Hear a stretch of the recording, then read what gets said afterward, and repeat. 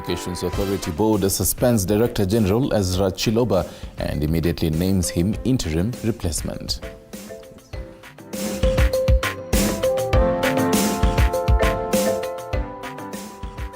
President William Ruto among world leaders attending the general debate of the 78th UN General Assembly in New York, which begins today.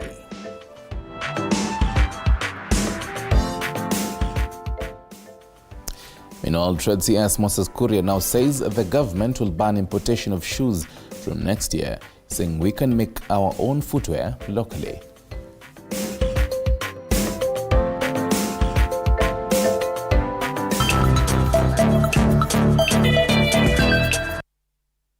Well, good morning and welcome to Morning Cafe this morning. My name is Freddie Ndimuli. How hot is a coffee where you are? We have all the latest lowdowns in what is happening in Kenya and beyond, and we'll be looking at the dailies this morning, as well as a big discussion on the state of education with the current administration and the state of the economy. Do stand by for that conversation later on. And I'm Yusituli Stanley Nyerungita. Fred, we can begin this morning with a little song, Uliza Kia too, because it is going to be a whole big discussion even next year. Uliza Kia too, because I mean, if trying to master that voice, but you threw me off. Me and singing is a whole other thing, but then it's going to be definitely an interesting bit. It is definitely an interesting discussion. And importation of shoes. It is our top story today, and I think we take a look at that before we take a look at the dailies and see if at all shoes will be featuring anywhere there. So on the top story this morning, the Trade Cabinet Secretary Moses Kuria now says President William Ruto's administration will ban the importation of shoes from next year. Speaking in Laikipia yesterday, Kuria said the government will set up a leather factory in the area to meet the local demand for shoes. The CS told Laikipia residents that their livestock alone are capable of producing enough shoes for export. Kuria went further and told MPs present that his office would push for an imposition of a 50% tax on all imported shoes to promote local production and create employment opportunities. Now, speaking of employment opportunities, today we ask, are you confident in Kenya Kwanza's plan to address youth unemployment? Are you confident of Kenya Kwanza's plan to address youth unemployment? That's a big question this morning, and you can interact with us on our social media handles at TV47 News on X and TV47 Kenya on Facebook. Let's talk. Are you confident about Kenya Kwanza's plan to address youth unemployment? And I make reference to this picture on the front page of the Standard of the thousands of young Kenyans who turned out at Embakasi, each of them hoping to secure one of the 350 slots into the military. Just painting a picture of how acute the unemployment situation is in Kenya. So are you confident of Kenya Kwanza's plan to address youth unemployment? Let's take a look at the day's diary before we take a look at the dailies. It's definitely. Now on today's diary, just to mention, the Digital Assets Policy Safari, that is DAPS, is a platform by the Blockchain Association of Kenya, and will be aiming to foster productive dialogues. That is the launch of the Digital Assets Policy Safari this particular morning.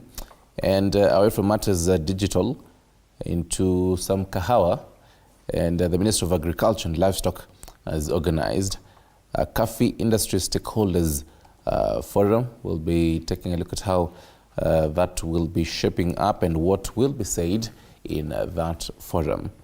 And now to matters health. The Aga Khan University will today release the regional Lancet report on preventive interventions to curb pregnancy complications and child mortality rate in Kenya and sub-Saharan Africa. And well, basically this 5-article series created through an international collaboration of a group of scientists found that 25% of the world's newborns are born preterm or small for gestational age or with low birth weight, every year amounting to around 35 million newborns. And in New York City, for the 78th UNGA debate, and the general debate of the 78th United Nations General Assembly is expected to start today and conclude on the 26th of September. In New York City, that is in USA, the general debate gives an opportunity to come together at the UN headquarters and discuss world issues. President William Ruto is among the heads of state who will be attending this particular debate this morning. Definitely expect more, around 9 a.m. there for more of this particular diary as we update it, and also in County Diary and the International Diary, Fred. Oh, yes. But then back to Kenya and back to Embakasi. And the Standard is saying just any job. Oh, yes. And it just paints a picture of how desperate Kenyan youth are. And yes, we kick off the newspaper review with the Standard this morning. It doesn't make sense. That's a big headline on the front page of the Standard. Rutonomics, that's what they call it. Experts poke holes in President William Ruto's explanation on why cost of living is going through the roof with little government intervention to tame it. They say when the economy is ailing, stimulus packages breathe life, but increased taxes snuff it. Manufacturers say they will pass the cost to consumers whom they want should brace for tougher times. The story is on page 4 of the Financial Standard. It doesn't make sense. But I think what captures my attention is those page images 4. there. They have it on page 4 and also on their Financial Standards. Yes, page 4 and in the Financial Pull out Standard. there. Yeah.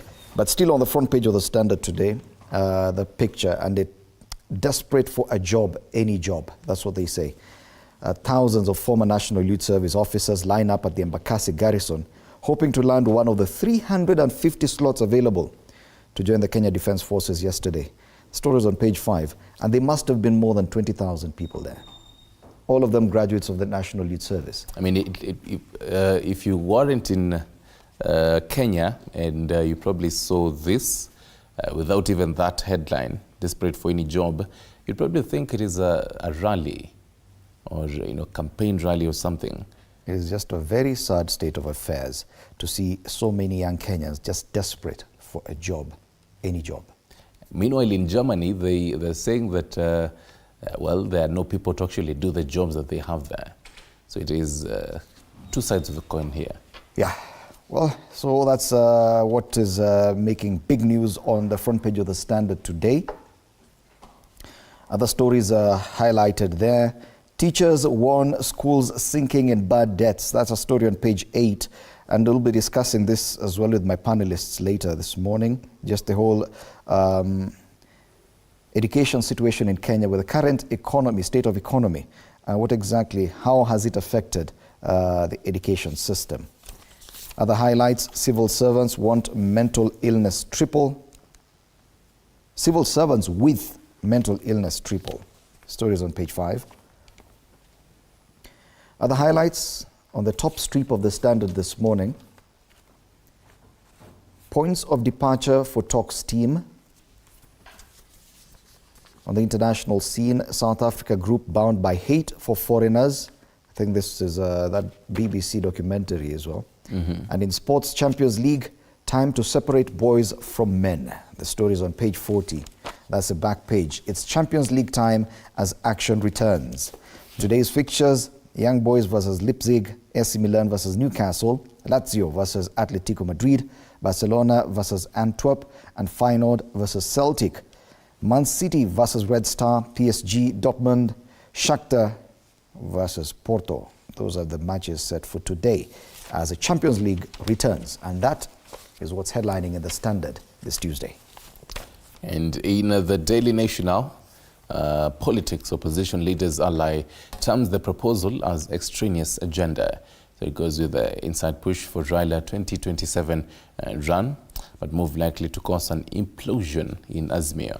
So it is a whole strategy according to the Daily Nation. A secret push is fast gaining momentum in ODM circles to have party chief and Azimio leader Raila Odinga take a sixth stab at the presidency in the 2027 elections. Though he has shown no interest, the opposition chief is said to be under pressure from some of his allies, but Wipers Kalonzo Musyoka and NARC Kenya's Martha Karua also eyeing the top seat and will wish to get the endorsement of Mr. Odinga, who will be a prime 82 by 2027. Well, that is on page 4 and 5. Now to money matters at the bottom strip of the Daily Nation. Treasury seeks additional 140 billion Kenyan shillings to pay salaries, and 162 billion Kenyan shillings. This is the amount by which Treasury CS Professor Njuguna Ndung'u is planning to increase the current 2023-2024 budget. On the right strip of Daily Nation, there's a quote there. I had a brain tumor, but doctors diagnosed epilepsy, panic attacks. That is in the insert there in the Healthy Nation. I'm a nurse, love taking care of people from a young age. And this really has to also do with, yesterday was Patient Safety Day. And well, I was in AR, quite an interesting experience, by the way. Being told my blood pressure is high. I think it is because of the economy at the moment. No, I'm not laughing at your health situation. It's the way you draw parallels with the economy. I think it had something else to do with it, but hey, who am I? There's nothing to it, really. Okay. And another interesting story here. Man returns home after 50 years of self-exile in Coast. Joseph Odonga was only 30 when he left his ancestral home in Riwa village in Homa Bay County in 1972. For 50 years, his family knew nothing about his whereabouts until last Thursday when he showed up at home aged 81. So he's been, safe to say, in vacation in Coast all these years. You can dig into this, by the way, in page 3 of it. And before I get into sports, why residents are going without fish. For residents of Lamu County, fish is the staple meal, but the rising cost of fuel has led to an increase in the prices of fish, hitting both locals and tourists hard. That is on page 7. In matters sports, Man City begin UEFA title defense. They're beginning their defense today. And the group stage kicks off in the last season in its current format, page 35. But then on the back page, matters graft. The winning bidder's land did not meet the minimum requirements set out in the tender document. So ESCC wins case to recover cemetery cash, and anti-graft agency recovering 173 million in misappropriated by former officials. They have it on the back page of the Daily Nation this morning. Okay, let's take a look at the People Daily. On the front page of the People Daily this morning, Azimio issues fresh demands. New twist. Opposition wants high cost of living, harassment of its leaders and supporters, as well as preservation of IEBC 2022 election material included in the Bomas talks as dialogue enters crucial stage. The story is on page 4. Other stories making it to the front page. Court allows police to detain Maigo murder suspect. And interest in artificial intelligence hits all-time high. This is according to a report. On the top strip of the People Daily this morning, revealed 10 sectors key to Ruto's economic agenda. We talk about education, energy, infrastructure and ICT, health, general economics and commercial affairs. And that's the front page of the People Daily today. It's not as busy as we've seen previously. Right, and now to, I was trying to get the Business Daily here, but then now to Taifa Leo. And Taifa Leo also has a similar highlight as well, its sister paper, Daily Nation. Matters politics and what Raila Odinga might be doing. Katika gazeti la Taifa Leo, Raila mwenye miaka 78 akabiliwa na shinikizo la kuwania urais tena mwaka 2027. Risasi ya 6, hivyo ndivyo Taifa Leo inavyodokeza. Na mengi ni kuwa kinara wa Azimio ambaye amekosa kiti cha urais mara 5 atakuwa na umri wa miaka 82 katika uchaguzi ujao. Mengi ni katika ukurasa wa pili. Mbali na hayo ni kuwa na vidokezo vingine ni ushuru wa kujivinjari tu. Serikali itategemea sana ushuru mpya na mikopo kufadhili bajeti yake ya ziada ya bilioni 162. Serikali inapanga kupanua bajeti yake ya mwaka 2023 mwaka 2024 hadi trilioni 3.9. Katika nyongeza hiyo ya bilioni 162, bilioni 144 zitatengwa matumizi ya kila mara kama vile marupurupu, usafiri na shughuli za ukarimu. Mbali na hayo, katika ugatuzi, Lameru nuru ya kukosekana kwa mwangaza, mzozo baina ya gavana na naibu wake wa Chacha, huku hafla ya kutoa msaada kanisani mwake ikivurugwa. Mengi katika ukurasa wa 4. Hapo juu kidokezo kingine, Mackenzie abaki gizani. Serikali yataka aendelee kukaa gerezani hadi Februari, huku uchunguzi zaidi ukiendelea. Na Wakenya watafuta mafuta TZ. Bodaboda na wavuvi waeleza hofu ya kushindwa kulipa mikopo sababu ya bei. Okay, let's take a look at the Star this morning. And on the Star, the main headline there, police torture victims allege heinous abuse. That's a big headline. Interior CS Kindiki denies any claims of extrajudicial action by police.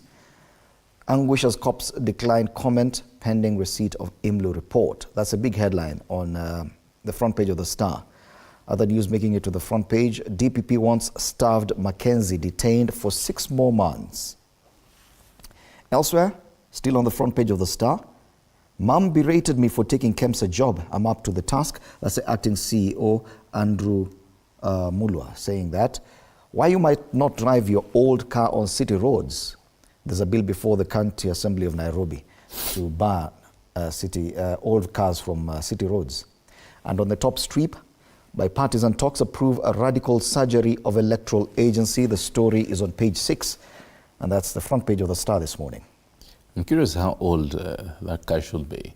I mean, if it's a vintage and it looks good, is it still old? They're talking about pollution. So if at all it's vintage, but the engine and emissions are up to standard, why not? I guess. That means you're good. Right, and into the Business Daily this morning. On the Business Daily, government now takes up to 79 shillings in tax for every litre of fuel.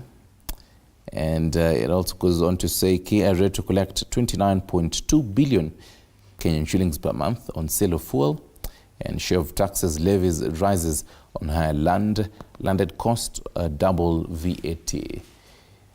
Other highlights making it to the Business Daily. Ruto budget set to rise by 162 billion Kenyan shillings on spending carryover. And on the left, rather the right side of Business Daily, import bill fails for first time since COVID, and CMA barred from Kakuzi director's probe.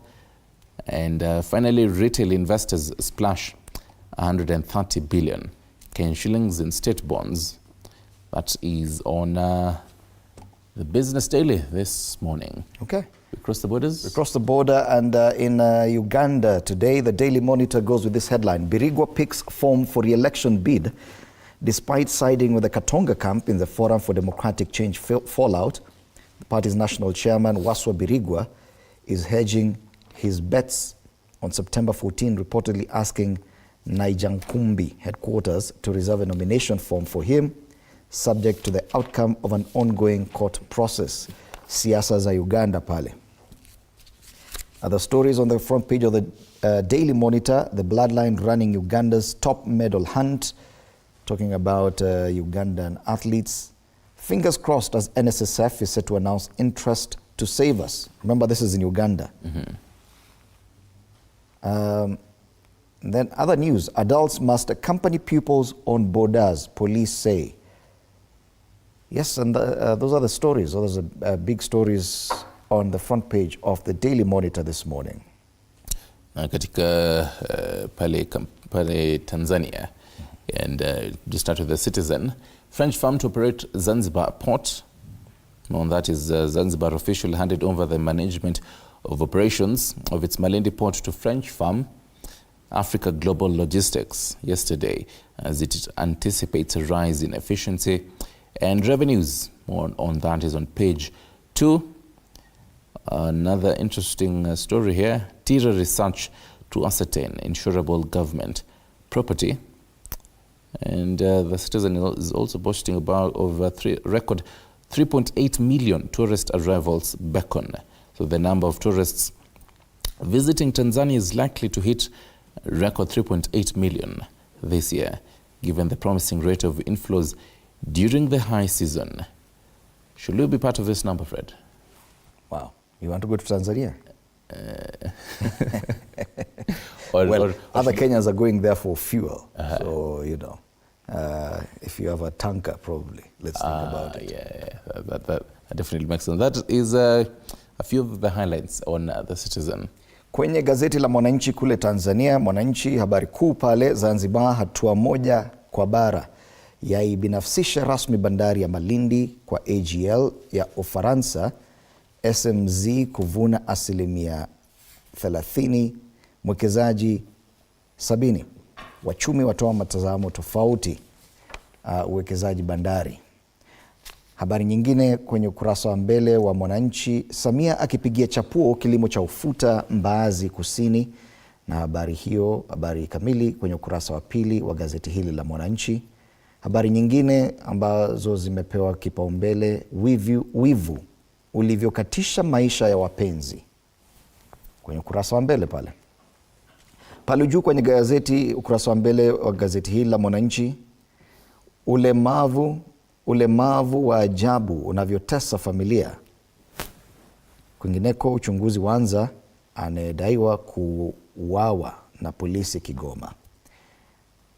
Well, that's the front page of Mwananchi in Tanzania. So we can come back home and take a look at maswala ya karakacha hii leo. Na katika maswala ya karakacha hii leo, they're quite interesting by the way. Speaking of matters, how loud should the government serve people's mouths be, and also matters taxes. On page 15 of the Daily Nation, ladies and gentlemen, a very interesting photo there of 3 gentlemen. That is all what was happening during the weekend. You can try to decipher who these gentlemen are, and each is opening their mouth quite loudly, and one of them saying, "Watch what you say," possibly and seemingly reading the riot act to the other 2, and even as much as he himself is quite shouting, he's telling the others, watch what you're saying. Fred? On the Standard this morning, the cartoon on the Standard is very interesting. It has a number of animals seemingly in a procession, a protest procession, because each of the animals is carrying a placard. And that's on page 16 of the Standard. Page 16 of the Standard. Don't know if you can see this. It will appear you can't see it. So yes, the animals are marching towards Nairobi with carrying placards. One of the placards reads, "To hell with taxes." Another one, "No more taxes. These taxes are unacceptable. Mambo ni tatu, no taxes, no taxes, no taxes." And yeah, more protests about taxation in Kenya. It looks like it is in Nairobi National Park, possibly. And I mean, it's interesting. It's as if the animals are feeling like, you know what, you human beings, you seem like you've lost this war on fighting for your rights to have lower taxes. So let's just do it for you. Yes, it would appear that the high taxation has forced animals out of the parks, because now even more people who previously least interested in public discourse, discussing anything to do with what could be affecting Kenya and the economy. Now everyone is talking about it. Everyone is out protesting about one thing or the other. Well, interesting times. Let me try and see what is on page 10 of the People Daily. People Daily. On page 10 of the People Daily, that's where we have the cartoon. And this cartoon is talking about workers' unions, employer actually standing over the heads of employees, while the workers' lobbies remain tight-lipped, saying nothing. And I saw it on one of the headlines yesterday. I think it was the Daily Nation that accused COTU and other workers' unions of remaining mum in the face of higher taxation on employees. None of the workers' unions has come out. Actually, COTU, in a rebuttal, came out and said that having the Kenya Editors Guild, telling it to take action on the editors who had that. Let me just get that. I mean, it isn't because they had a whole rebuttal and basically saying that that shouldn't be happening. Yes, this morning we'll be having Akello Misori in studio. Secretary General Kupet is one of those union leaders, and we'll be asking him his feedback on this high taxation on the people he represents as a union leader. Because definitely unions have been accused of remaining quiet in the face of tough times and imposition of tougher taxes on their members. That discussion coming up. Remember, today we'll be focusing on matters education, the state of education in Kenya in the wake of the prevailing economic times. And yes, Akello Misori will be one of those panelists. Janet Ouko, education rights advocacy specialist, and Boaz Waruku, director CSEF, as well as Olive Wambui Mbudhia, who's part of the people who came up with the CBC curriculum. Do stand by for that discussion. But going back to this image on the front page of the Standard, which forms the basis of our question today. Are you confident of Kenya Kwanza's plan to address youth unemployment? And it still links to the matters education. All these people on the front page of the Standard, those two images there, have gone through Kenya's education system. Some of them have a lot of or substantial training in technical aspects, which should be marketable in this economy, but they're desperate for a job, any job. And are you confident in Kenya Kwanza's plan to address youth unemployment? Keep interacting with us on our social media pages, on X, TV47 News, and on Facebook, TV47 Kenya. And do stand by for that discussion on matters state of education in Kenya. After this break, you're watching Morning Cafe.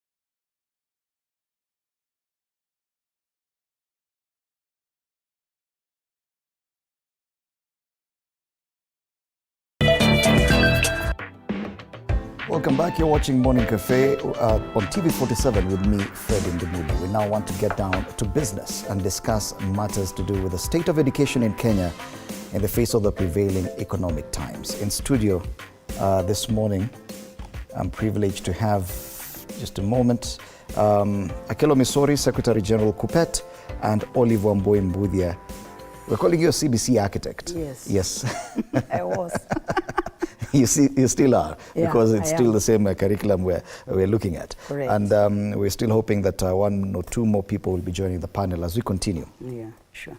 But let's start with you, Bwana Misori, even before we even get to matters education, because there has been, even in today's cartoon on the Stand, was it the Standard? No, I think the People Daily, is questioning the unions, workers' unions in Kenya, and their apparent silence when it comes to issues facing their members. I'm asking you this because yesterday on one of the dailies, Kotu was put on the spot, accused of remaining mum and failing to address the issues that are facing their members with the prevailing economic times. And I think it's only fair that I give you an opportunity to respond to that as a union leader yourself.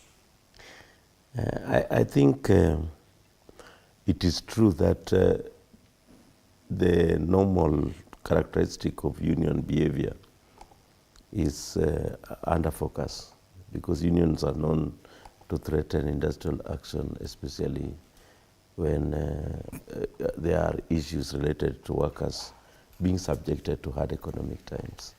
Like, for example, when the cost of living has gone high, we expect unions to, everyone expects unions, or our mandate is basically to ensure that our workers, the workers we represent, are given at least fair treatment in terms of this. But I remember that all has not been very bad, but all also has been not been good. For example, in 2021, when there was due, for example, public sector unions were basically supposed to negotiate.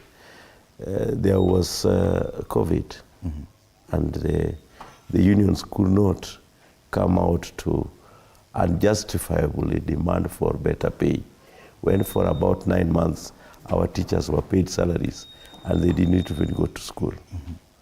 That is one issue. When it came to negotiating a new CBA, we did actually got nothing from the CBA. And because the explanation given to us then was that the state of economy was bad due to COVID.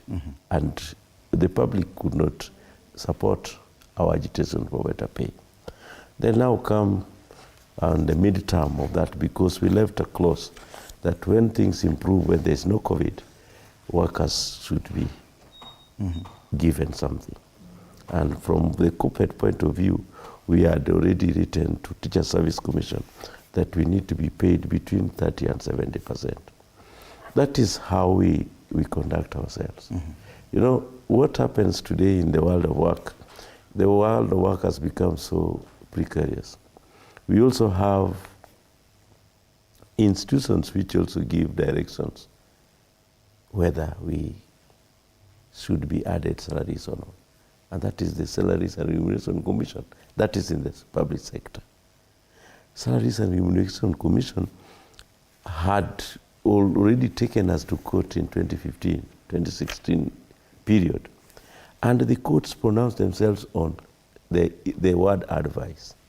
While they're supposed to give advice for public officers' salaries, especially who negotiate salaries, the advice itself was pronounced by the then late Justice Odek, that advice is in the Constitution. The Kenyans chose to have it in the Constitution, and therefore it is mandatory.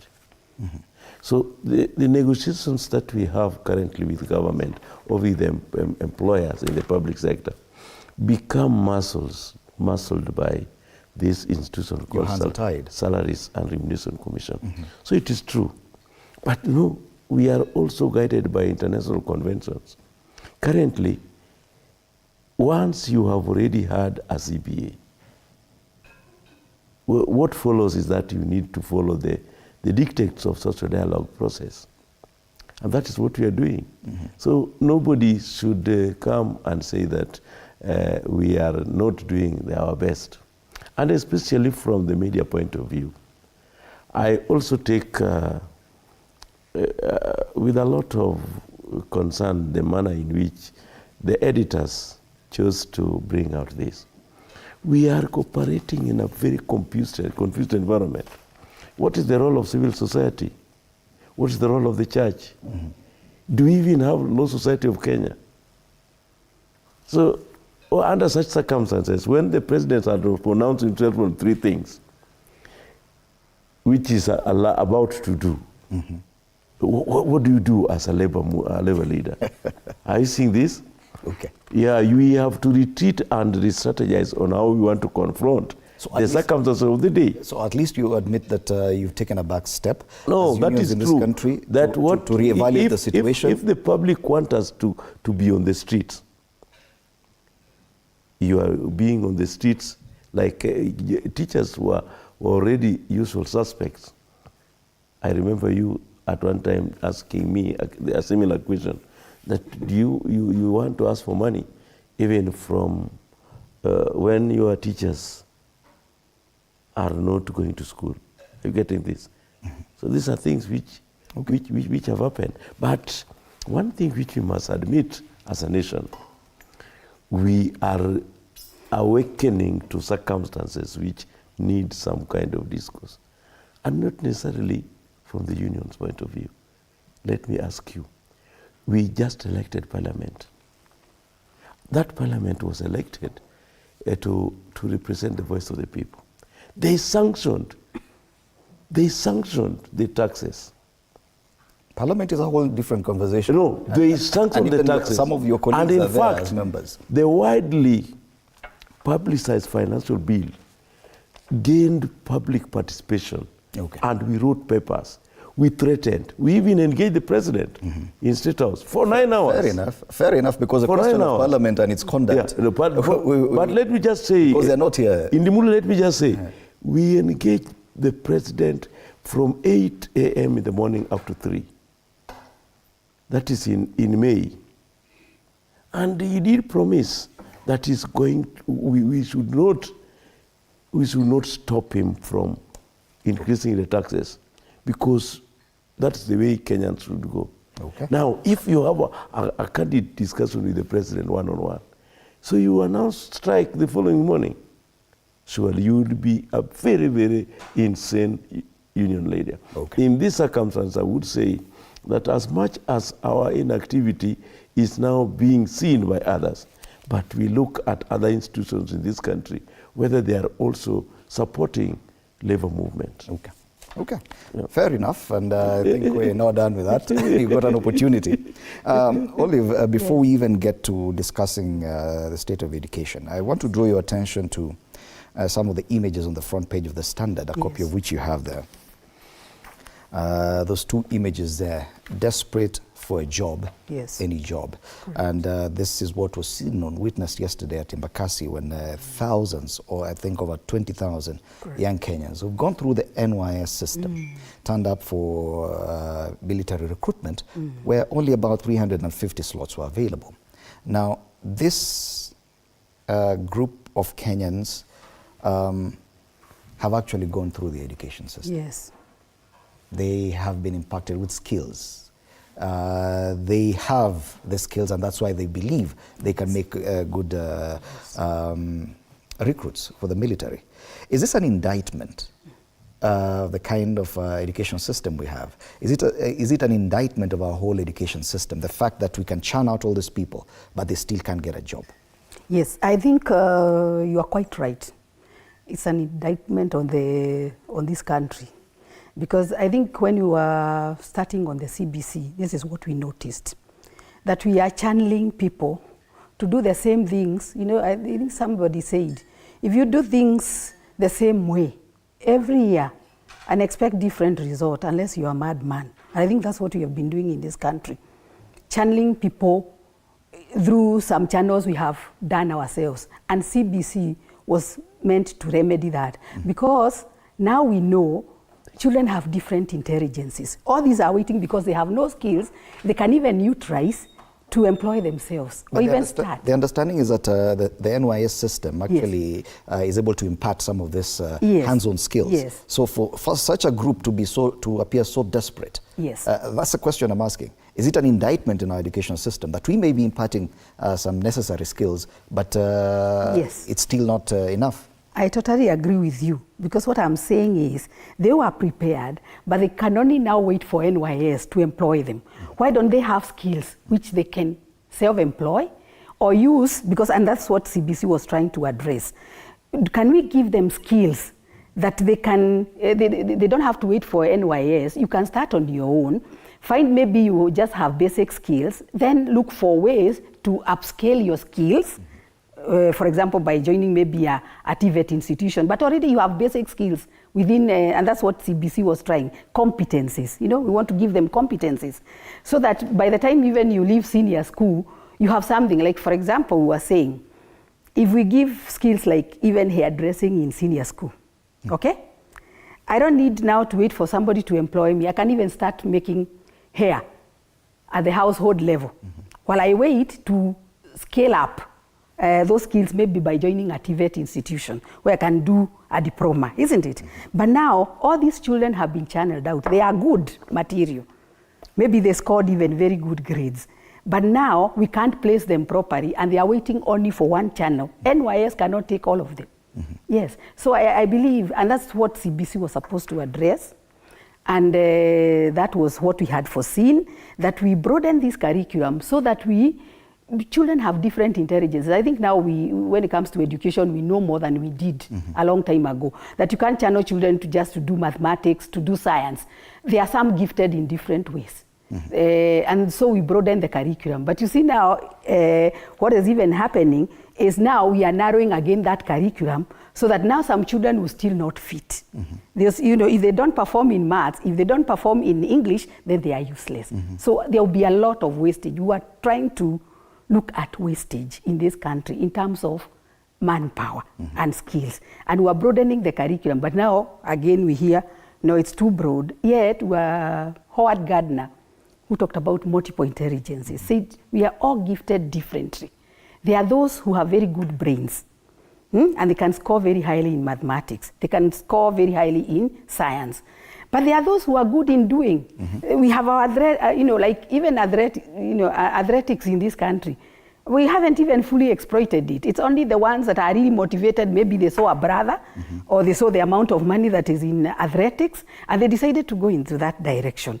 But what if now we had nurtured them, because that's what, the vision of CBC is, nurturing every learner. So you find out what it is that child is able to do.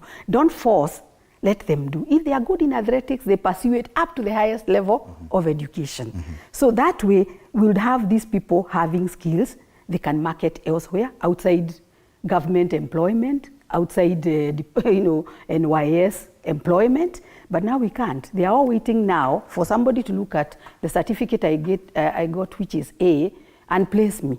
Okay. They don't even know what they are good at. But I'm sorry, I know this CBC discussion is yet to get to your level as you represent post-primary education teachers. But they will get there soon enough. Do you still have the concerns that you had earlier on? Because unions expressed concern that probably this change in curriculum was not handled the best way possible. Because if this is the kind of result we're going to be getting from our education system, it should worry, especially those in post-primary education, that you could be churning out desperation and disillusionment as an end result of your job. Perfectly put. I think what the curriculum expert has explained is correct, and I also support that. But going forward, I think the change to CBC was the best that the Kenyan circumstance absorbed. But granted, I think we missed one point, that the implementation was rushed and therefore confusion ensued. And that is what necessitated the president to appoint a task force, which ended up bringing more confusion without any ideas which could perfect what was already there. So from our level, the concerns are still there because, for example, when you look at the transition which was supposed to be at grade 7, then this is a secondary school curriculum. And they used another word which I don't know where they borrowed it from, that domicile this group in primary school. Most of our primary schools as they are, even today, they say that by the end of 2023, all the primary schools will be having laboratories. None has been constructed so far. That means that the envisaged transition to senior school for pathways, which Madam has explained, is already compromised because the teachers who are supposed to handle this, grade 7, grade 8, and grade 9, to prepare them for pathways, are not adequately prepared. For example, when 20,000 teachers, 25,000 teachers, interns were employed, and another 9,000 were employed to manage the JSS transition, the Teacher Service Commission did not care which kind of subjects were to employ, which teachers, which competencies were these teachers having. The secondary school teachers were already taken for induction in readiness to absorb this. But acclamation during the public participation guaranteed this wish that these children or learners be domiciled in primary schools. So we have had a very complicated transition, and therefore the envisaged senior school pathway determination may be compromised very gravely. So that's where the problem is. And that's a serious concern. Yeah. That we may have a very beautiful curriculum or a good intention, but already the system is crippled that it cannot achieve that. If at all the current system has been blamed for churning half-baked resource for the economy, what kind of risk are we looking at with this disconnect that the post-primary teachers are raising? That yes, that CBC plan is a good plan, but the implementation has caused confusion and there are serious challenges in actually implementing it. Yes. Actually, I wouldn't even call them half-baked. They were just channeled in the wrong direction. I mean, you want all of them to go in certain channels you have decided yourself, instead of looking at what you have and how you need to prepare them for the world of work. So actually, these are people with very, very good skills, and but then channeled in the wrong direction. Nobody has discovered what they are good at. Maybe I'm good. I scored an A in mathematics, but that's not my interest. That's not where I want to spend the rest of my life.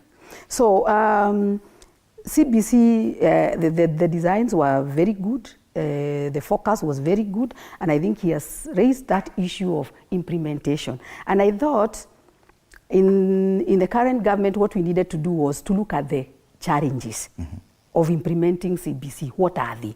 Instead of setting up another committee, one thing that has also been doing a disservice in the education sector is having too many commissions and committees, and most of them are outsiders who come sit, listen, like he's saying, to the mass and make broad statements instead of asking the experts in the same departments. Like, for example, Ministry of Health. When we got COVID, we didn't set up a commission. The ministry told us there is COVID and this is what we need to do, isn't it? They told us, okay, you have to wear masks, you have to go for vaccination. Of course, there are those who refuse to be vaccinated, isn't it? So it's the ministry to look at why were people refusing to be vaccinated, and what can we do about it so that we increase the number of those who are vaccinated. But now, you don't now set up a commission to now look at why are people refusing to be vaccinated, because it will take time. Of course, they took time to do other things instead of looking at what are the challenges, because there were challenges. To implement CBC required a lot of resources. But I believe we have the resources. I believe we have the resources. what I've noticed in the years of my employment is amount of wastage of resources. Wastage, and I can repeat that. Wastage in terms of resources, not focusing them where they need to be. What we needed was to go back and tell these people, now CBC is good, but there are challenges. We don't have maybe the classes.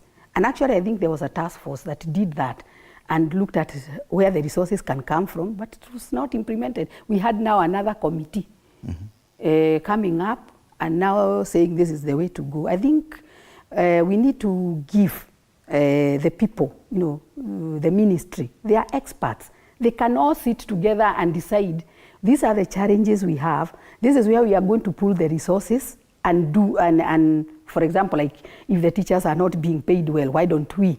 If they are not tooled properly, why can't we help TSC retool them? Why can't we expand maybe the pre-service training? Why can't we retool the ones in service training? And so they will be prepared to implement. But now you don't follow up on that. Yes. You come now with other recommendations that you now have to keep analyzing again, then look again for where you'll get the resources. So is a challenge now probably government policy? Because yes, we do understand that we've just experienced a transition from one administration to another. We're just 1 year into this administration. If we talk about resources, education has a total allocation of over 600 billion shillings, which is the largest chunk of money. When you talk about wastage in resources, is it because of lack of clarity in the education policy that this particular administration bears, or is it something that has been there for a longer period? Just before I address that, I think I want to pick from where my sisters left. Remember at the implementation, because I was also a member of the committee during the committee which was addressing the issue. I was not another expert, but as a stakeholder. We were part of the whole system, throughout the system. I remember at the tail end of the program where CBC was being discussed, when the experts had already given us the design, then there was the pilot phase. The then and the late cabinet secretary, the late Magoha, did not address with us the element of education financing. And therefore said, let me go to the house in the hill to look for how to do it. So this phase was not discussed by the committee. How do you fund education in Kenya?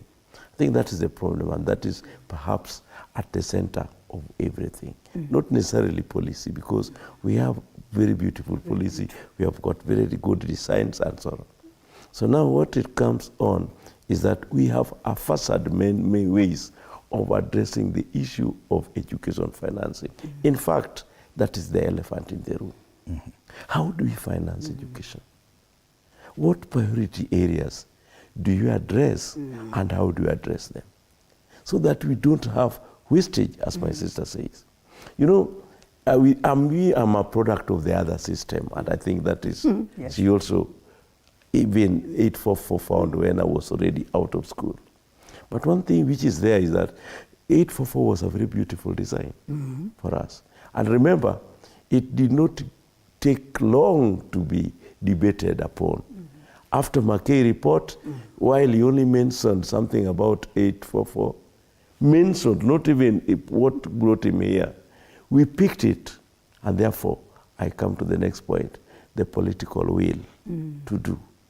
You cannot have education which does not have the support of the political establishment. You are talking about education having 600 billion as part of the whole thing. It is going to what? Currently, we are being told that the schools, and I think I've seen it in today's paper, that schools are reeling in debt. Yet, there is allocation of 600 billion. The same funds which are supposed to be relayed to school, delayed to be submitted or to be disbursed. So what else do you have? Then finally, one calendar year passes when the schools have only received 60% of the disbursement. How do you expect the learning to take place, then that is how we have the other vice that head teachers or principals are charging fees. Yet there's a policy that every child in high school is getting 22,300 shillings. Okay. In primary school is getting 1,400. But this money does not reach in that framework. So we have got issues related to governance.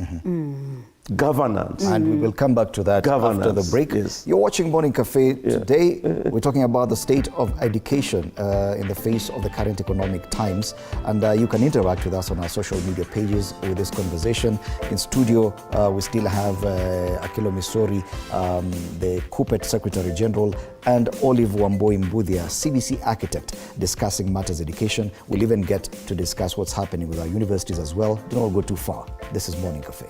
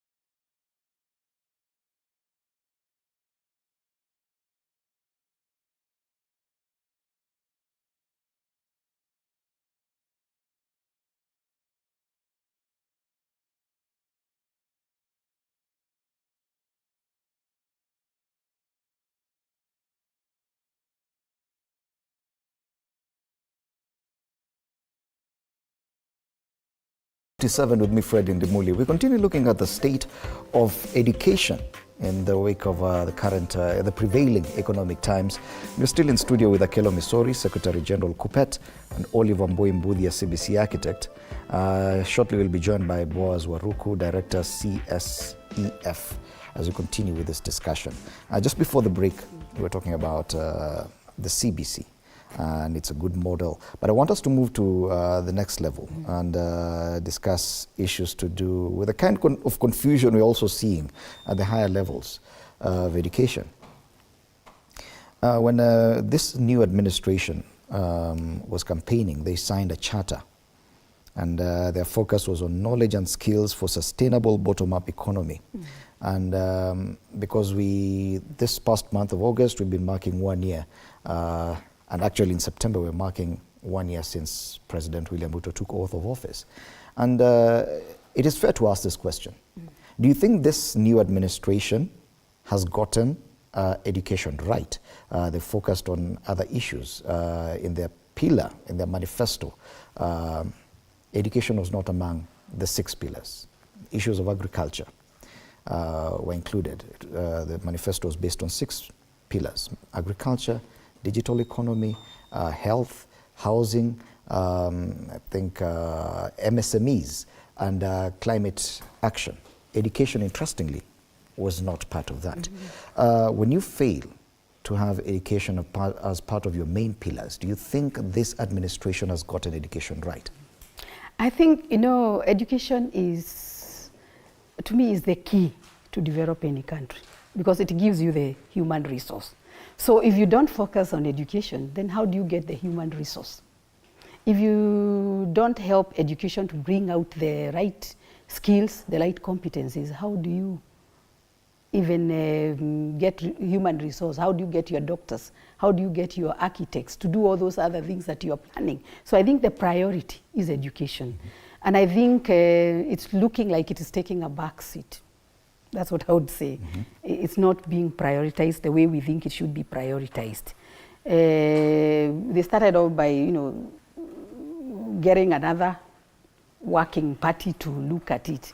They have written their report, but we are yet to see how. I remember in the previous governance, what happened is when CBC, there were issues and challenges, they set up a state department. And they said, can you follow up on issues of implementation? Because that was a big issue. And I think they did something to do with the implementation, looked at all the transitions, the transition from primary to secondary, from secondary to high school. They had all that. So it was now for the government to take up that and implement. But now you follow up that with another committee to come up with more recommendations, which you'll now have to analyze again, look for the resources to do it again, and do maybe some of the things that you think were wrong in the previous ones and do other ones. So I think, it's not taking the priority that it should. There appears to be a clear disconnect in matters governance, that the ideas are there, recommendations are there, resources are not necessarily the problem, but in executing this and ensuring that it's implemented according to the initial plan appears to be the issue. Because even from those 6 areas that were considered as pillar, issues like agriculture, if at all it's a backbone of this economy, is still not a compulsory subject in Kenya. Issues to do with the climate change, which is environment and climate change, which are part of the 6 pillars of that manifesto, has still not been mainstreamed into the curriculum. Probably at the CBC stage, but at this other level, we still don't have it. There seems to be a disconnect between this administration's policies and what it needs to be done, especially in implementing CBC, transition to secondary education, and even universities or tertiary institutions as well. Knee-jerk policy directions being pursued by the current administration is what is causing first the confusion that we are likely to see, because education is the wheel that drives every economy, and it was ignored. But one thing which was beautiful is that the president, upon being installed, picked up that education was going to be reformed further, and therefore a task force was formed. Now, that task force itself caused more further confusion, as my sister said, because it did not bring anything new. It only dealt with what we already knew and was in the public domain, that this is what was supposed to happen.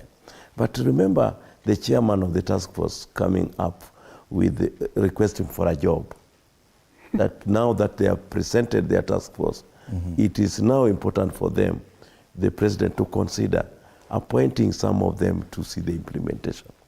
As my sister said, during the CBC implementation phase, a State Department of Education was formed, and a principal secretary appointed. In fact, one of the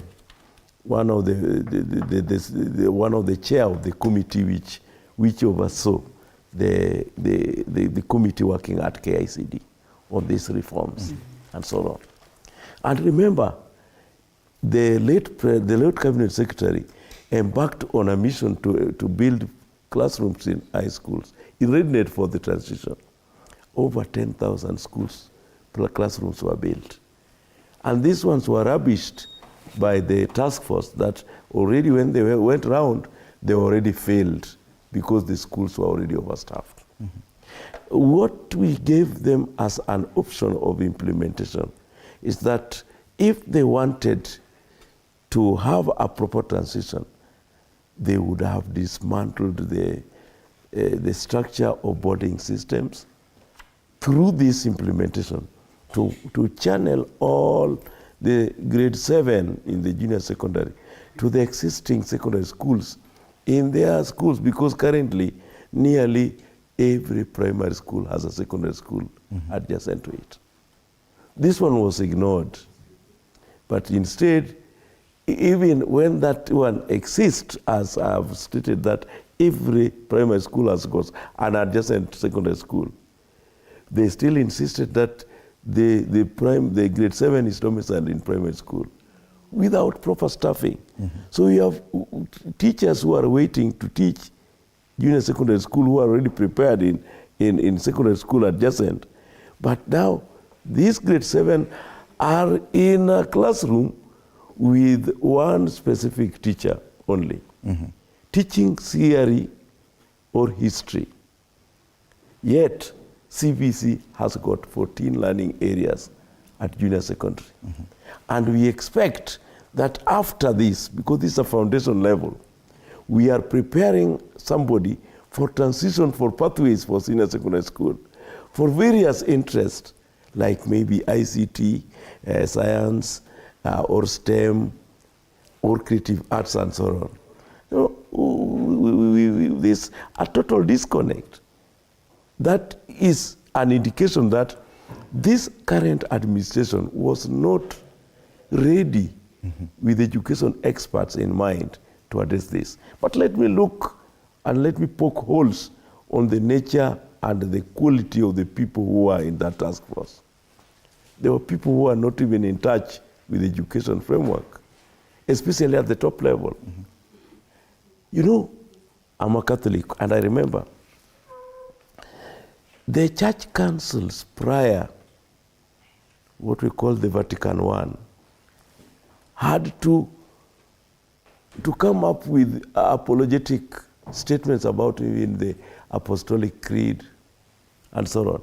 And therefore, the person who was at the top mattered so much on giving what is supposed to give the direction of the church. And at one point, the Emperor Constantine controlled what we now have in the creed. This is something very serious. So if you have a chair who is already out of touch with education, even if everybody there is clever, and this was a political arrangement, how would they come up with things which were working when the experts in education, I remember one of the chairpersons of the group which came to visit us for views is a lawyer. I don't say lawyers are not clever, but they are not experts in education. Okay. They are not experts in education. So when we gave views, he was making the whole thing very cheap, to the extent that this is just an argument brought by teachers who are in the union, who want members. Now, it defeats logic when we say that the reason why grade 7 must be domiciled, must just be in a secondary school setup, is because of the personnel ready for it, and that is where they belong. Currently, we have got a serious implementation schedule in primary schools, because the teachers in junior secondary, and even the learners in junior secondary, they consider themselves to be very superior in that environment, because with them, they have got trousers, in the uniform alone, and they are not supposed to take part in sports as primary learners, because in the junior secondary. The secondary school can also not take them for their sports. So even the skills or talent at that level have just been killed. Are we saying that this particular group, because I'm a parent to a grade 7 learner, it is serious. Are we saying that this particular group, especially the very first class, CBC class, the pioneer class, that they are at a disadvantage? And if at all... Majority of them are at a disadvantage unless they are in private schools. Is there an opportunity to remedy that going forward? Or are we saying that they are doing this particular It is class? good we have a curriculum expert here. What our proposal was that we needed to have just chewed the bullet. We said that we were not ready in the first year, and therefore let KICD relook at the curriculum and make the grade 7 a primary school curriculum. adjusting ABCD so that we prepare well for transition. Because that one was also an issue. Do we have to have an extension of primary learning up to grade 7? Because grade 8 was making our learners stay too long in primary school. And it was, we are the only country maybe in Africa which was still pursuing eight years of learning in primary. Okay. So we were out of step with the realities of the day. Oliver, if at all we still have these challenges of transition, it means that a good chunk of those people, because life doesn't stop. Yes. Every year, they move 1 year ahead. Correct. We appear to be taking too long to get these things right. Yes. And failure to give this thing priority could result in more confusion. Correct. Same question I asked Bwana Misori. Are we saying that there's a group, especially the pioneer class, CBC, that are at disadvantage, an obvious disadvantage? You see, what we had planned, like he said, we wanted, actually there was a very good reason why we were adding primary at grade 6. Because from the statistics, there was a big drop in standard 6, and we found out that, you know, most of them are adolescents. They were running away from school, they were getting married. At their age, if they're in grade 7, most of the primary school teachers were not able to handle them because they have issues of adolescents coming up, okay? So we said, why don't you separate this cohort, put it in junior school so that they are able to get teachers who can handle also the other issues that come around that age group. It was not about even that they stay in primary or in secondary. It was, this is a cohort we have noticed has issues because they are at a certain growing stage. They are adolescents. We know if you ask anybody from the Ministry of Health, adolescents have issues they handle, which the others are not handling. So if we have them in the cohort and they are handled together by whoever, even if it's teachers from primary, but they are given the skills to be able to handle the grade 7, grade 7, 8, and 9, then we would be happy. So that was the thinking. But you see now, because of this disruption, where now we don't even know, I don't know, they are now being domiciled where. Now you see there's a cohort now that doesn't know where they belong. You hear many of them are in school, but they have one teacher instead of all the teachers that were planned because they have a different curriculum from the others. You also mentioned something. You see, you talked about things like agriculture being very important. You see why we broadened the curriculum. It was not just to broaden it so that we are happy to have a very broad curriculum. It is to hold in some certain subjects that we thought were addressing the needs of this country. Agriculture, you see, it should be given prominence so that those children even can help their parents. They can still even go into that sector and get self-employed or employ themselves. There were certain subjects we also looked at challenges like, for example, in health. Look at the amount of money this government spends in terms of health. So we were saying if these children are taught how to handle, how your body works, what diseases, how they present, then you are able to prevent, isn't it? And you also contributing to reducing the budget in the Ministry of Health. But now, if somebody comes and says, now this is an overloaded curriculum, we clamp it back, we are going to lose some of those good subjects. Okay. Yes. Okay. Because now the first, usually when you tell people about the curriculum, the first thing they think about is there must be maths, there must be English. In fact, I think, is it Putin who said that what do we expect in African countries when English is a compulsory subject and agriculture is optional? Yes, that's what he said. Yes. Yes, and yet our greatest resource is agriculture in It most is of the backbone of the African economy. countries.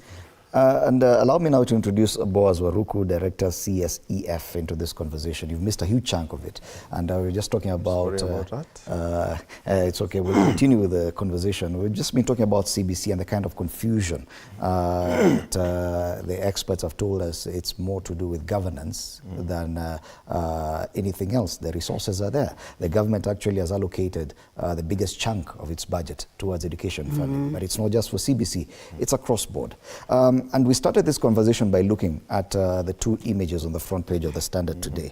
The high levels of desperation, yet these people have come through the same education system. And whether or not it is an indictment on our education system, or is it a problem that is peculiar to this administration and its approach to education? Many questions have been asked about the Kenya Kwanza administration. And we've mentioned that even in its manifesto, education was not part of the 6 main pillars. Everything else was a priority. Yet we see some very radical decisions being made on education. CBC and the presidential workforce came up with so many recommendations. Let's now move the conversation away from CBC a bit.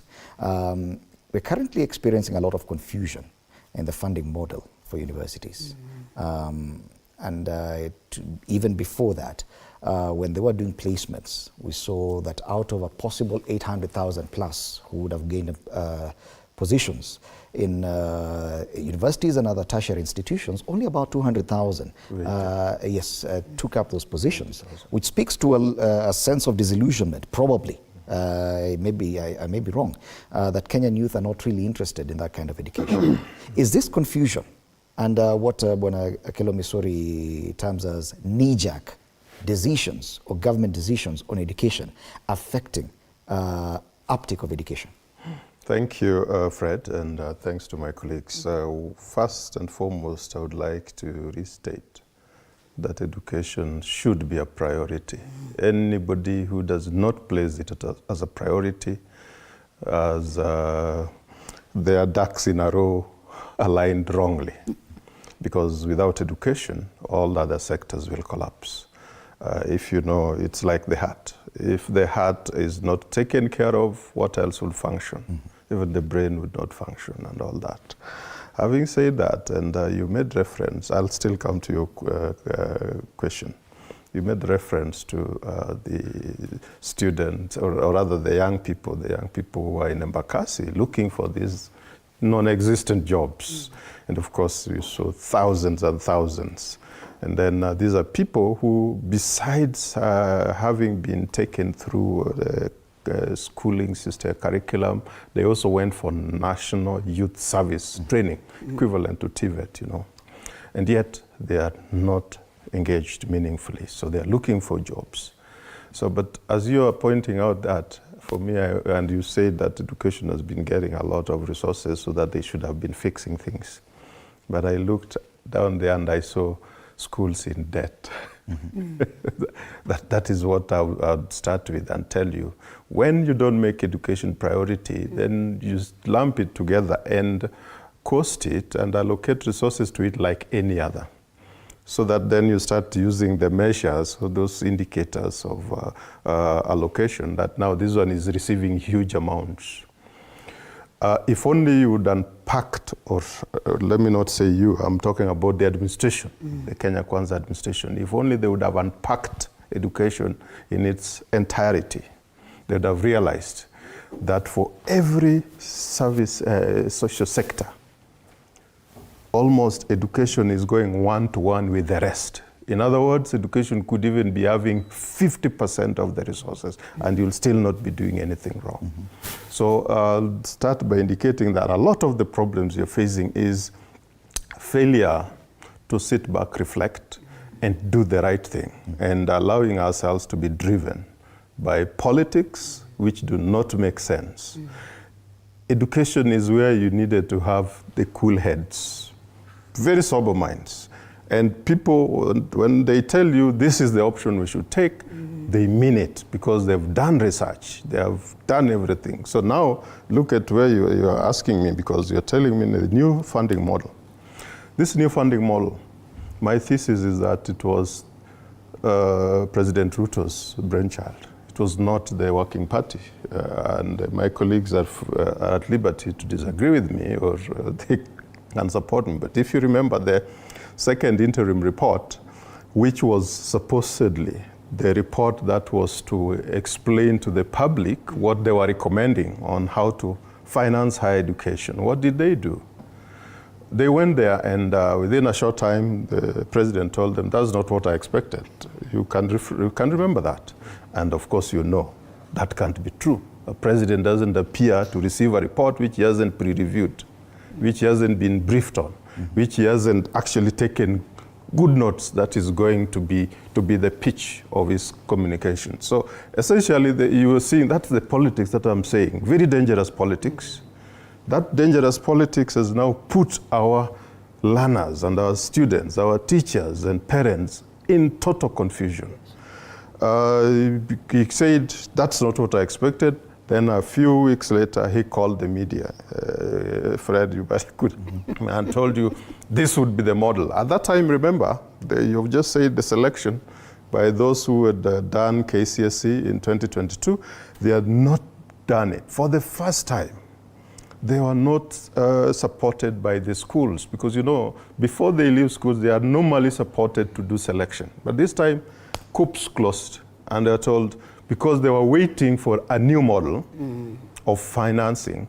And it's like they had already known that this model would be incorporated within the portal, so that as you open, you know, engineering, civil, university, Kabianga, or wherever university, this is the cost. It appears that we were just being taken to a place which had been predetermined. And that takes me back to what then was the Presidential Working Party doing, because part of the confusion we are having is that you hired a doctor, a consultant, who did not give you any proper consultancy work. In fact, put more problems to you than solutions. They did not give a proper diagnosis. They did not. Actually, I think maybe they were doing, but they were told, this was just to showcase that there was public consultations and all that. And indeed, what we want done is this. For example, I walked in when my brother Akello Misori was talking about even the decision to domicile, that's the term they used, to domicile the JSS in primary. Most of us were so scared because it's like this, an administration then that having pushed us through forcefully with CBC, they tell you that junior secondary school is a critical stage where the pathways are going to be modeled, you know, where I think, as my brother put it, creativity, even sports, sports as part of a curriculum was supposed to be taught, you know. And now, even that sports is not being done. But it's true, because all those pathways that were supposed to be reorganized and student exposed to them so that they start looking at where is my interest and my capability, those ones have completely collapsed because of when you implement a program without a teacher, you ask us, you'll ask you, what exactly are you doing? Okay. If you do so without a teacher, because there was no teacher. And right now, you're saying you are a parent of a grade 7. I'm also a parent of, not just one, I have many under my roof. And I consult with them. You know what they think? That actually JSS is that free and happy. Because, and because they have even, I looked at their timetable, the personal timetable, note taking, you know. That is to keep them busy. Yes. Is that really, how do you build competency? When you say that is competency. Okay. Really. And there's a problem, a mismatch between policy pronouncements, but actually the desire and, because the experts had given you a path through which you could help our learners to gain those competencies. okay. But you ignored. I'm among those who actually say it, because I've been following this and saying, and Kello would tell you, I sat out and I said, this thing is taking us nowhere. It has not been well thought out. It's been hurriedly implemented. Isn't that the problem when you leave such serious matters like education to politicians and to political expediency. Yes. Because there are indicators that this administration is putting more focus on TVETs. And because of the challenges we're experiencing with universities, I asked one of the MPs on this forum, and he said, yeah, you see, we are really not concerned about university education. In fact, we don't need more people to go to university. We want them to go to the TVETs.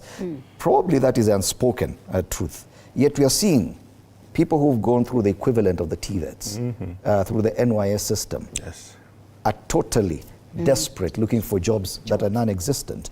By simply having TVETs across each and every constituency in Kenya, are we really addressing the problem? Fred, one thing which is there, TVET is not bad. If it is well thought of, TVET is not bad. But I don't think the model they are choosing is correct to let us believe that TVET, which is being propagated, will deliver this country. Because even when you go to TVET institutions, I have got a student in a TVET institution, and they reported on 4th of September. Up to now, they have not been taught. Because those TVET institutions are poorly resourced. They don't have the personnel, they don't have the equipment. So people are coming out of those TVET without the requisite skills. And therefore, what we are seeing is basically a political stage-managed arrangement to mess up the economy with the policy direction. I want to say that if we were so keen, and that is what the Presidential Working Party, I thought, could have come up with, we could have even started asking the Kenya Institute of Curriculum Development to redesign that curriculum first, to have just pathways from grade 7. So that we could have had what we used to have, that in this country we used to have about 24 national schools, which were technical schools, more specifically. And in fact, it produced the best that this country relied on. Anyway, that one is my wish. They didn't do it. If all wishes were horses that even beggars would ride. Right. The circumstances where we find ourselves in the funding model is such confused, because in this country, even in our demographic population census which was carried, there was nothing like how vulnerable somebody is. Even a checklist which was being given in this, applying for bursary, for scholarship, for whatever, could have been a product of some institutionalized benchmark that our population studies has classified the following as this. But now when somebody at the tail end, you're applying for university, and you're being told you'll be given a form and a portal, which is also not working, to apply for a loan and state whether your father is. There are people who live around Loresho, or live around this Kitsuri, who are living there, but they are maids, and they have children going to university. So when you are putting that one as that if you are living in this kind of neighborhood, then you must be poor. And if you are in this region, I think in this nation we are trying so many things for granted, and we are taking education to politicians. It is good, Madam said, let experts. When COVID was there, experts gave us Directions. And I remember at one time, because the education minister is also a doctor, came and said in our committee that I want to know why are you opening schools and which child you want to die first. And we could not open schools. That's why Kenya delayed to open schools after 9 months. That is how to listen to experts. In the circumstances where we are trying everything every day. And that is why education is in ICU. Okay. Olive, because there was some sense of hope Yes. especially on how matters education was being handled. With the appointment of certain CSs, especially in the Jubilee administration. It started with CS Matiang'i. Then after that, CS Kaimenyi. There was, I think, Amina Mohamed, Matiang'i, then Amina Mohamed, then Magoha. There are certain CSs that would appear brought out a lot of hope in how matters education have been conducted. There was less upheaval back then. Are we saying that this change in administration, could you say that the change in administration has directly affected education matters? Yes, I think that is quite right. Even those times, of course, they also used to bring people who really are not experts. But, you know, there are some other people with certain competencies, communication, you know, listening. They may not be in education, but they will listen to the experts. But the others who will not listen. So I think during the last governance, what happened, even though they brought people who are maybe not from the education sector to head the CSs, at least they were able to listen. They thought the experts could guide, and they would come and listen and be told. I think I sat in several forums where we told them, you know, and they would question and try, you know, tell you to clarify what it is you are saying before they make a decision. But now I think what we have now are people who want to say, and nobody should question. So that would be very, very difficult, you know, for experts to work with. You also talked about TVET. You see, CBC was going to start off that TVET by giving the basic skills so that by the time you are entering a TVET institution, you are not even guessing which course do I take. You already know from school that I'm very good in fine art. So I'll join an institution of fine art. And of course, even though you give prominence to TVET, you cannot forget the universities, because these TVET candidates will also transition to universities. So you even need now to give capacity to universities to do skills at higher levels. Maybe they were using some basic machines in the TVET institutions. Now you give them better machines. So that's the planning that should. Planning and governance in the Ministry of Education or in the Education Department is one big issue. And unless it is properly addressed.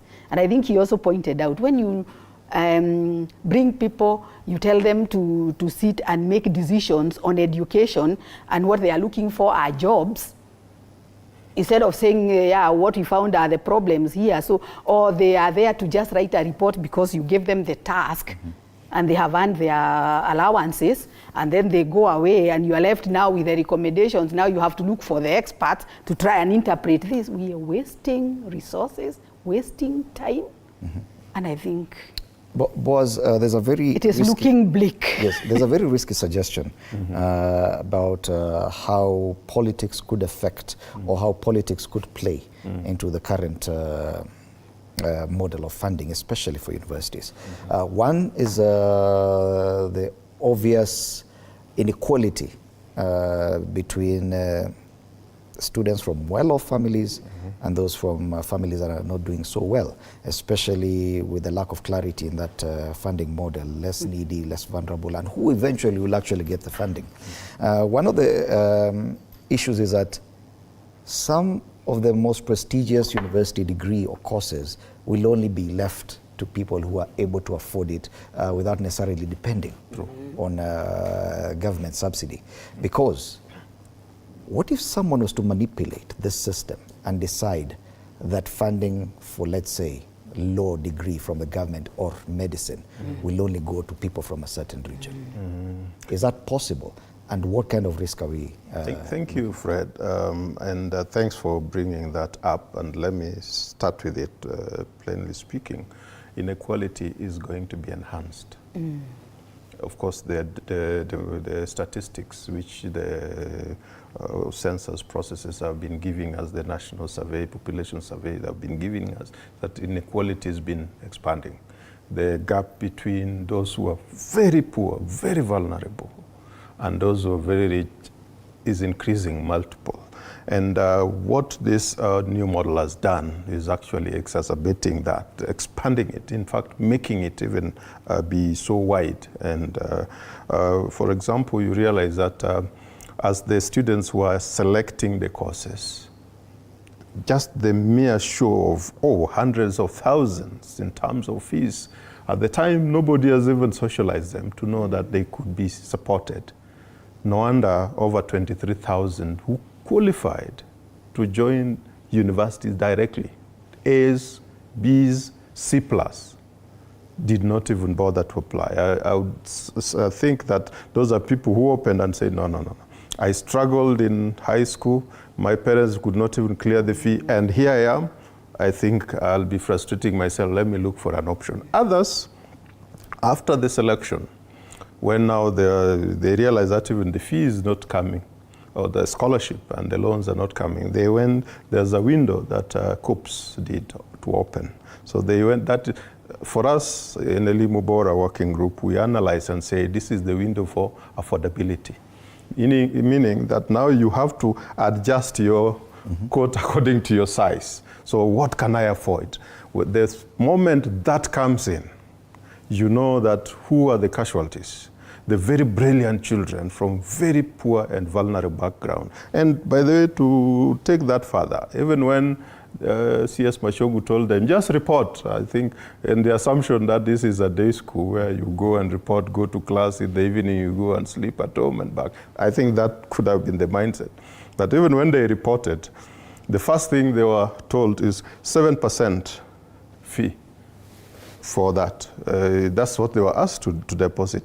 And that is when those of us who do the analysis, the policy analysis of this, started saying, but I thought the 7% was meant for the less needy, the needy and the less needy. They were supposed to be the vulnerable and very needy, who are not supposed to be asked to pay anything.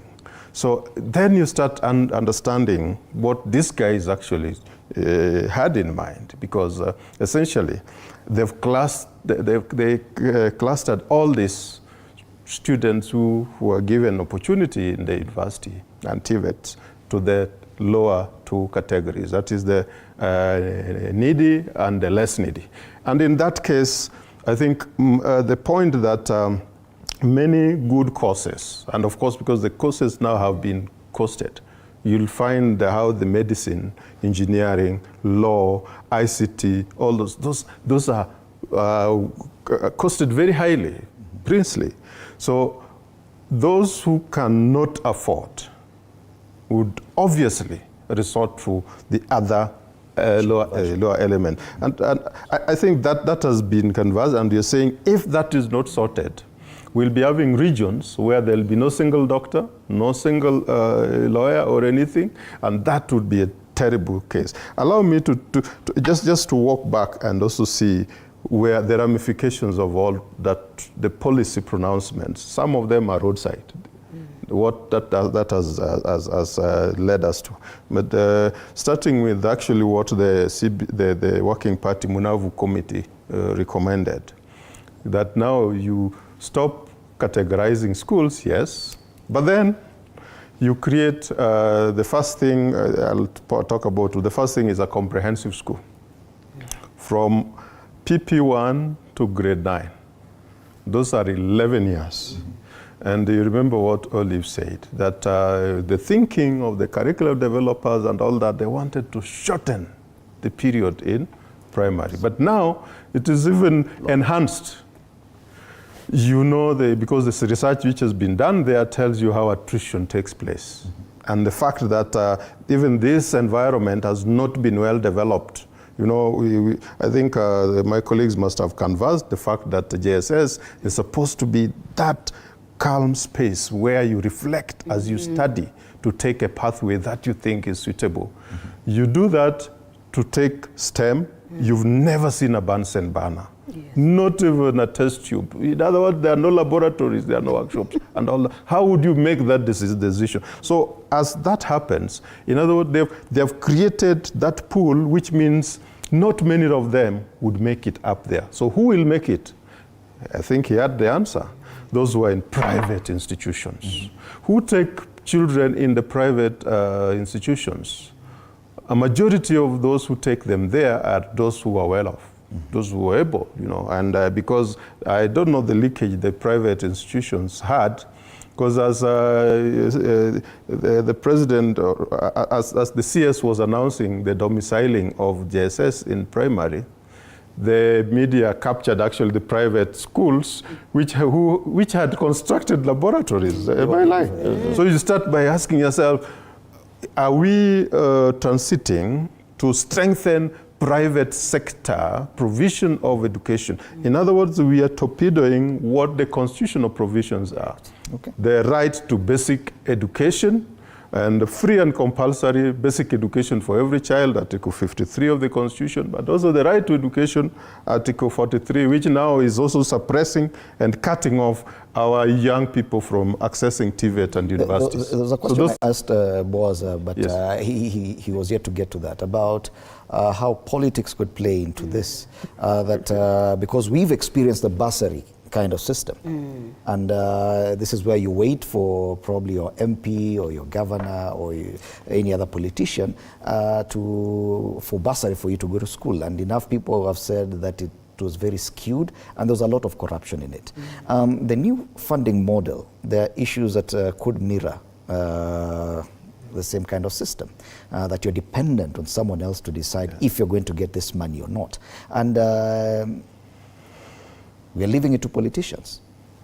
Are we looking at a possibility of politicians at whatever level to decide who gets the money, and in that lock out some regions in this country? I know it is a dicey area to go into, but could the manipulation get to that level, that politicians decide all this money will go to a certain region, let's empower this region and forget others? I think, Fred, you have just said it, that it is true that is what is likely to happen. Boaz has elucidated into detail how inequality has come into existence because of this.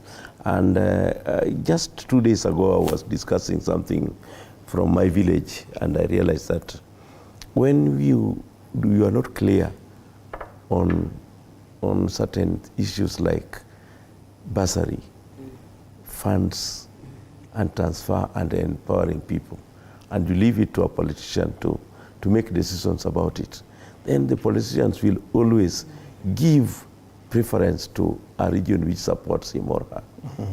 So we are going to have skewed way of supporting our education system. But Fred, education is a public good, and it must be funded by the public resources. We need not to bargain much about it. And countries which want to come out of what is there, like for example, in 1945 after the World War, when Japan realized that they had been subdued with the bombs which hit Hiroshima and so on, they changed their curriculum. And that's why they are a powerhouse. What made America to also go to the moon was changed overnight, because the Russians had gone to the moon. Education is everything that we need. That is what has empowered the Asian tigers. Now look at what is taking place, that everybody is going to Dubai and so on, because they are inviting people with ideas to invest in that country and therefore to improve their economy. If we had a very good standing in education and we plan well, then that is where we are going to earn. Estonia was here the other day, and what they are selling is basically a technology. What is Estonia? A village in terms of what Kenya should be all about. Fred, just a week ago I was in Zambia, and I went to their science center, because I was going, we had a workshop for teachers.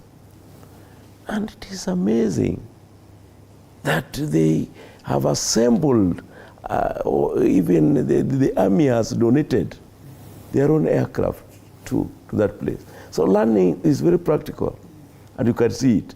But we have TVET institutions where you're talking about a computer just by notes. The only person with the gadget is the teacher, and you are being shown this is how to key in. This is how to log out and so on. So what are we doing? So what is there is that we must separate politics from education.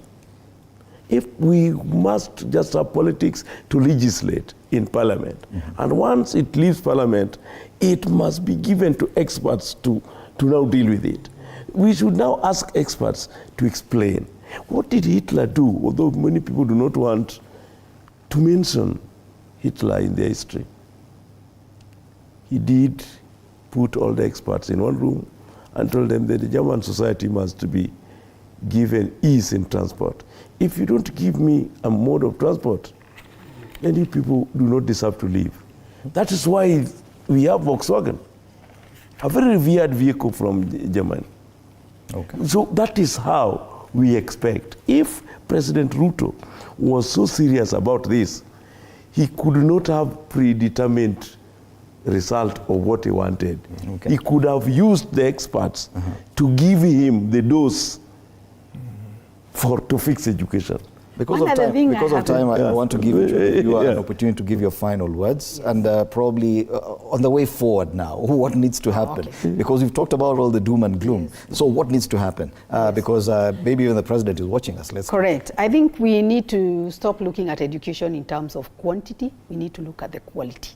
We must address inequalities. And I think he has highlighted some of the inequalities and how they can be brought on. Regional imbalances in terms of education. And that focus, I think what I'm seeing now is a focus for our children to learn to be able to go and work outside this country. I thought that is brain drain. Yeah. We should be asking them to go to school to come and work. So I think we have many issues and they really need to be deliberated. And we remove emotions and whatever from those things. You let the experts do the work they do. If there are challenges, let them also sort them out.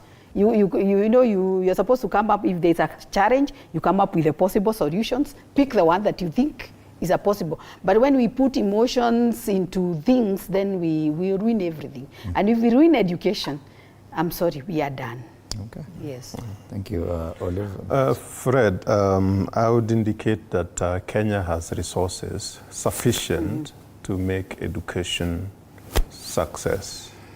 a success in this region. And so it is just the political will, the collective understanding and acceptance that we need to pull all those resources, direct them to educate our children and the youth and train them well. We can do so. There's no need of trying to give everyone a pocket money to finance those who vote for them and all that. That's where politics now completely misses it. And as I think has been pointed out, if we continue at the lower level, mid-level and all that, even at the higher level, that would be the case. So we need to be very clear. Pull all these resources together. Let's have them as resources for education. Because if you look at the previous task forces and all those reforms, the only thing which has been undoing critical change in education are the finances. If 844 got the requisite finances, we wouldn't have been where we are, because it started actually on a better footing than even the CBC. But it's because we didn't allocate resources. That's why we started removing the music, the art and craft. All those things were removed until now we became more of the paper tigers, just a theoretical. So put all the resources in one basket. In fact, the radical, that's not even radical, creating a national education fund that is fully endowed with all the resources to ensure that we are financing every year. That is mandatory. Interestingly enough, I went through the education charter of Kenya Kwanza, and I'm seeing that they were proposing also a fund. So how come that now has gone quiet? We need to put them to account and have that done. Second thing, why education in the past has not been really helped very much. If you do not put the teacher at the center, my friend, you're not heading anywhere. The transformation, it's not even transformation, the change from the previous to the CBC and all that. The teachers have been lumped together and really pushed. Anyone that attempts to give a critical voice is looked at as an opposition of sorts. They start with the teacher. The moment you help the teacher and recruit sufficient numbers, not these ones for political expediency. You announce some 36,000 or 50,000, but when you go to the schools, you find one teacher in a JSS, totally inadequate. Get real, get the teacher at the center, ensure that you make this teacher to love that job. The only thing you'll make that teacher love the job is give that teacher the freedom to undertake their duties. Give them that motivation that is required and all that. In fact, even the remunerations and all that, I saw even very obvious things like economy is bad, there's need to be upgraded in terms of scaling and all that. The teachers were the last to be thought about. Even those who had been promoted to certain levels, the remunerations were never given. Those who are given special assignments, examining, markings and all that, they have to shout and ask, you want a teacher to be a beggar and you expect the society to respect them? Bring back the dignity of the teacher and create as many opportunities as possible within there. We'll be able to start thinking. Then now we start talking of the infrastructure. Okay. That is very important. So those three things for me. If we remove politics and concentrate on that and know that this is where we want to go, we will go somewhere and rely on the expertise. Do not rely on politics. I think that would help us. Thank you. Thank you, Boaz. Finally, anything to add, Bwana Misori? Just on the note that Boaz has said, because I'm a teacher and that is the teachers I represent, retool the teachers going forward, and because it is never late. We have a lot of talk on the boardrooms and so on, and we are going to the press saying that money has been released to schools when there is no money which has been released. It will take another 2 months for that money to reach the school. So that one is one thing which is causing us a lot of anxiety. Retool the teachers, motivate the teachers, pay the teachers well, so that they don't feel that the work they're doing is ignored. Everywhere we go, they make the environment for work attainable.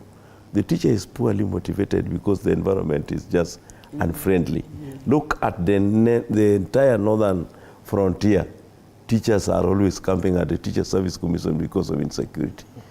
Teachers are the ones who are being killed when they are banditry in West Pokot and the areas of Turkana and so on. So these are issues which are affecting the education and even causing inequality, because some regions do not have sufficient teachers to implement the curriculum because of insecurity. Okay. So that is what must be done. Thank you. Thank you so much, Bwana Akelo Misori, Secretary General KUPPET, Boaz Waruku, Director CSEF, and Olive Mbudhia, CBC architect, our panelists this morning as we discussed the state of education in the prevailing economic times. Thank you so much for your well-considered opinions on this very serious matter. And so you'll allow me to read this editorial comment as we come to the end of this session. Now, the video and images circulating on social media showing chaotic scenes where thousands of youth turned up for a military recruitment drive in Embakasi yesterday, where only a few hundred slots were up for grabs, is a stark reminder of the runaway employment crisis in Kenya today. This distressing incident sheds light on the dire situation faced by thousands of young Kenyans who, despite their enthusiasm and aspirations, are confronted with limited opportunities and a bleak future. The fact that these young people are reportedly fresh graduates from the National Youth Service highlights the grim reality that even those who have undergone training and skills development programs are unable to secure meaningful employment. The soaring cost of living adds another layer of despair to this already precarious situation. As the basic necessities become increasingly unaffordable, the dreams and ambitions of these young individuals are crushed under the weight of economic hardship. The consequences of such despair are far-reaching and pose a significant threat to the stability and progress of this nation. The government must prioritize job creation, skills development, and entrepreneurship opportunities for the youth. This not only benefits the individuals, but also contributes to the overall economic growth and stability of this country. Additionally, investing in education and vocational training should be a fundamental component of any strategy aimed at addressing the youth crisis. Now, it is indeed time for Kenyans to engage in a national conversation about this.